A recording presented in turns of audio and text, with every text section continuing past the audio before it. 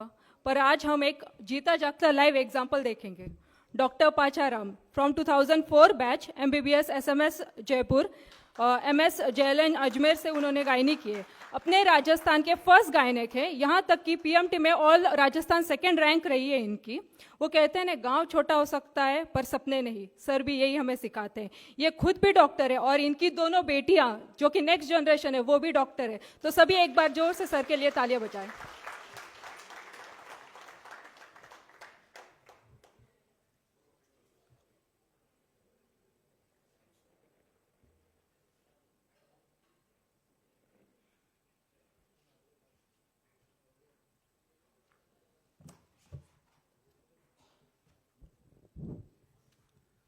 सभी को good afternoon, नमस्कार, राम राम। मैं डॉक्टर पाचाराम देवासी, जैसा कि बताया आपने, पहली बार इस तरह का पूरे राजस्थान में एक मेडिको का, राजस्थान के जितने भी डॉक्टर हैं उनका इस तरह से गैदरिंग होना और एक ही छत के नीचे इकट्ठा होना वास्तव में एक गौरव का पल है हम सबके लिए। ये जो तंज कसने वाली बात मेरे बंधुओं ने बताई, ये वास्तव में हमने तो कई सालों तक झेला है। मैं SMS में था 2004 बैच मेरा, रमेश जी यहाँ 2005 जोधपुर थे, सावंतराम जी 2007 जोधपुर थे, और कभी कभार नरसी बोस उधर से आ जाते थे वो PG का एग्जाम देने जयपुर। तो हम जयपुर में कभी हमारे रुकते हम एक दूसरे के वहीं थे, कहीं अलग नहीं, होटल में रूम लेने का हमारे फैशन ही नहीं था उस जमाने में। तो इतने चार जने जब होते थे ना, ओहो मेडिको मीट होगी आज देवासी होगी भाई, मैं कहा हम इतने ही है, हमारी होगी मीट। तो ये चीजें तो हमने खूब झेली है। कह रहे हैं कि हमारे कह रहे थे 2017 में वो आए, 2019 में ये आए, 20 में थे। मैं तो सर 2004 बैच में SMS में गया था और 2010 में महिपाल जी आए, तब तक 5 साल तक हमारी आंखें तो तरसती रही किसी देवासी को देखने के लिए। उसके बाद में लाडू और अनुराग ये आए, फिर शायद डायराम आए। और मैं आगे बढ़ने के लिए इस तरह की गैदरिंग का होना बहुत ही जरूरी है और गाइडेंस का होना बहुत ही जरूरी है। मैं आपको उदाहरण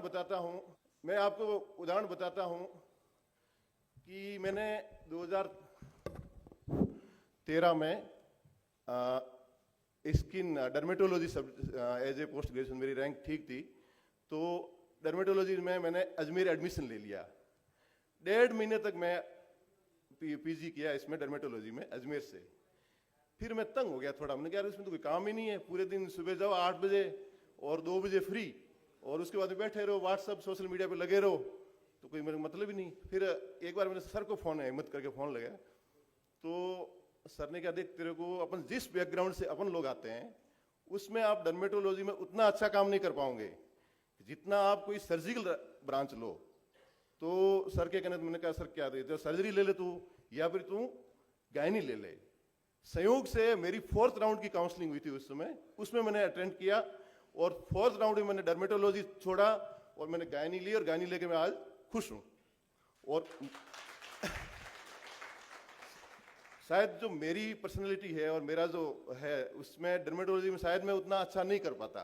हालांकि इसका मतलब ये नहीं कि डर्मेटोलॉजी खराब है या वो कमतर है, ऐसा कुछ नहीं है। हमारे रमेश हैं, जयपुर में झंडे गाड़ रखे हैं, बहुत ही शानदार आलीशान कॉस्मेटोलॉजिस्ट बने बैठे हैं, तो बहुत अच्छा काम कर रहे हैं।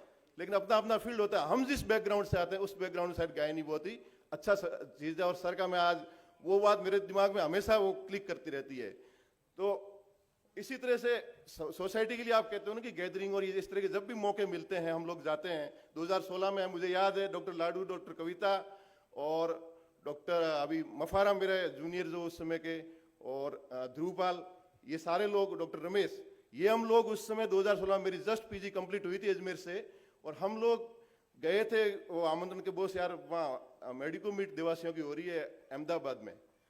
तो हम लोग यहाँ से ट्रेन में बैठ के सारे वहाँ गए थे और 2-3 दिन वहाँ लोग इसका पूरा शरीक हुए थे इसमें। इसी तरह से 2006 में सर का पालनपुर में जब हॉस्पिटल खुला, 6 में खुला था देसाई हॉस्पिटल नाम से, तो डॉक्टर रमेश जी ने मेरे को, यार बोस का हॉस्पिटल खुल रहा है, और मैसेज वाया मीडिया हमें मिल गया, तो मैंने कहा यार अब अपना हॉस्पिटल खुल रहा है तो उसमें बुलाने की अपने को कहाँ जरूरत है। हम वहाँ से ट्रेन में बैठे जोधपुर से डॉक्टर रमेश जी और सर के हॉस्पिटल के उस समय के उद्घाटन में हम शरीक हुए थे। और सर का गाइडेंस हमारा, जिस समय हमारा सिलेक्शन भी नहीं हुआ था, मतलब जिस समय हम स्ट्रगल फेज में थे, डॉक्टर नरसिंह जी के कहने पे मैं सर के पास गया और उस जमाने में 2003 में 2 में सर ने हमें इकोनॉमिकली हेल्प की, मेरे को की, डॉक्टर रमेश जी को की, और लोगों को भी की होगी। तो ये बहुत बड़ी बात होती है सर। आज जेब से पैसा निकालना बड़ा मुश्किल काम होता है, उसने उस जमाने में सर ने हमें पैसे निकाल के दिए थे। तो सोसाइटी के लिए तभी आपको कुछ आएगा अंदर से कि आपने कंट्रीब्यूशन कुछ लिया हो सोसाइटी से, ऐसे ही नहीं आता। तो और सर ने तो पहले पता नहीं लिया नहीं लिया, लेकिन हम लोगों को तो यदि गाइड नहीं करते, मेरे को नहीं करते, डॉक्टर नरसिंह जी को नहीं करते, सांवलाराम जी को नहीं करते, डॉक्टर रमेश जी को और न जाने किन किन लोगों को नहीं करते, तो शायद जो ये सिनेरियो आज दिख रहा है वो सिनेरियो शायद इस रूप में नहीं होता। स्ट्रगल करता है हर आदमी, रास्ता कहीं न कहीं ढूंढ लेता है, लेकिन ये जो कोऑपरेशन चाहिए वो कोऑपरेशन टाइमली और नहीं मिले तो चीजें चेंज भी होती है और रास्ता आदमी भटक भी जाता है। तो हमारी देव कल्याण भाटी साहब से जो जर्नी, मैं तो 2005 का जो रेक्ट वाले प्रोग्राम की बात कर रहे हैं ना, मैं उसमें शरीक हुआ था। पिंक सिटी प्रेस क्लब में वो पहली बार एक वहां हुआ था, जयपुर में कार्यक्रम हुआ था काफी बड़ा। उस कार्यक्रम में रेक्ट की नींव रखी गई थी और उसमें ये लाल सिंह जी, देव कल्याण भाटी साहब और ये लोग आए थे। वहां से ये कारणवश शुरू हुआ। जो गुजरात में रेक्ट फल फूल गया, लेकिन कारणवश अपने यहाँ जो हॉस्टल और इन रूप में उदयपुर में जैसे हॉस्टल बने, ये सारी चीजें समाज के सोसाइटी के उस पे, तो देव कल्याण भाटी साहब का भी आज हम धन्यवाद करना चाहेंगे इस मंच पे। इसी के साथ मैं ये कहना चाहूंगा कि अभी बात हुई अपना की फील्ड में कंपटीशन और ज्यादा लोग आएंगे तो वो हो जाएगा, ये हो जाएगा। मुझे ये लगता है कि अभी अपन लोग ऊंट के मुंह में जीरे बराबर हैं। समझ रहे हो इस चीज? तुम नए लोग इस मुहावरे का अर्थ पता नहीं समझते नहीं समझते, लेकिन मतलब बहुत कम है, अपन थोड़े हैं। आप एनाटॉमी से शुरू करो, जैसे एमबीबीएस की बात करें, anatomy, physiology, biochemistry, radiology, super speciality, कितनी ब्रांचें हैं? 22 तो शायद ये सब्जेक्ट हैं रेडियोलॉजी तक, डर्मेटोलॉजी। कितने लोग हैं अपने हर सब्जेक्ट में? क्या अपन हैं क्या? अभी हर फील्ड में कितने लोग हैं? इतने मेडिकल कॉलेजेस खुल रहे हैं, उनमें फैकल्टी चाहिएगी कि नहीं चाहिएगी? इसी तरह से दूसरी जैसे अपनी जो पैथीज हैं, उनमें भी अपन बहुत ही कम लोग हैं। तो कंपटीशन का तो अभी कोई सवाल ही नहीं उठता। बात है क्वालिटी की।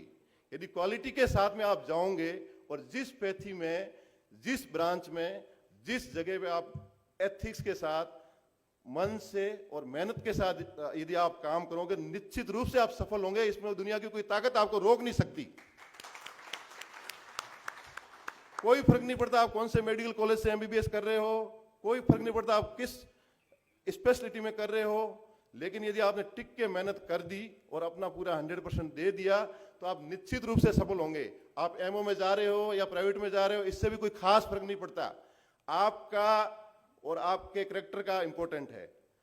वो यदि आप खुद पे बिलीव है तो आप निश्चित रूप से हर जगह सफल हो। आपने गाड़ी स्टॉप कर दी कि बस मेरा तो यही है, तो उसी जगह आपकी प्रगति है वो रुक जाएगी। और डॉक्टर का तो अपन शुरुआत से आप जानते हैं कि डे 1 से लास्ट डे तक सीखने का रहता है।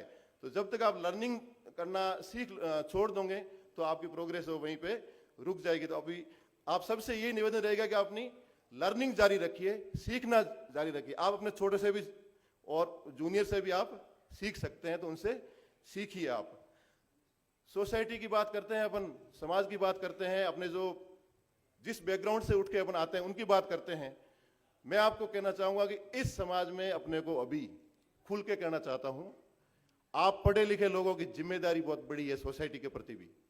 वो जिम्मेदारी ये है कि साइंटिफिक टेम्परामेंट इस सोसाइटी में आपको डेवलप करना पड़ेगा। नहीं तो आपने जो भी कमाया है, आप जिस स्टेज पे हो और आप सोच रहे हो कि हम तो बहुत आगे बढ़ गए, ये लोग पीछे लगे, ये लोग कोई नहीं, ये आपके ही रिश्तेदार है, आपके बुआ, मामा, चाचा, भतीजे हैं। जो वो पीछे बैठे हैं और आप वहां ऊंचे बैठे हो, तो आपका ऊंचा बैठना भी जीरो है। तो उसके लिए आपको इन लोगों का साइंटिफिक टेम्परामेंट नहीं बढ़ेगा ना, तब तक अपना development as a society complete नहीं होगा। साइंटिफिक टेम्परामेंट से मेरा मतलब है समाज में वैज्ञानिक दृष्टिकोण पैदा करो। वैज्ञानिक दृष्टिकोण से मेरा मतलब है कि समाज समझ के चीजों को करे।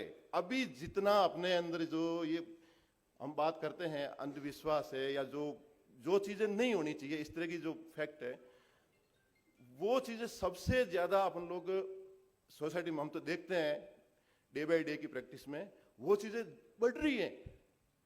एजुकेशन के साथ कम होनी चाहिए चीजें, हमारा फेल्योर है ये। मैं कहता हूं मेरा खुद का फेल्योर है कि ये चीजें समय के साथ में कम होनी चाहिए थी।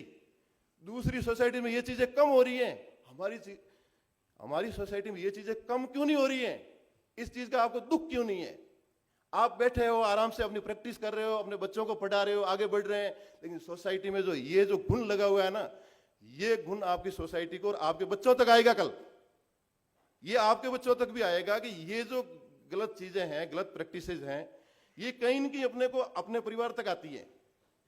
आप भी भुगत रहे होंगे, खुद के परिवार तक आती हैं ये चीजें। तो इन चीजों से अपने को उबरना होगा। जो नेगेटिव चीजें हैं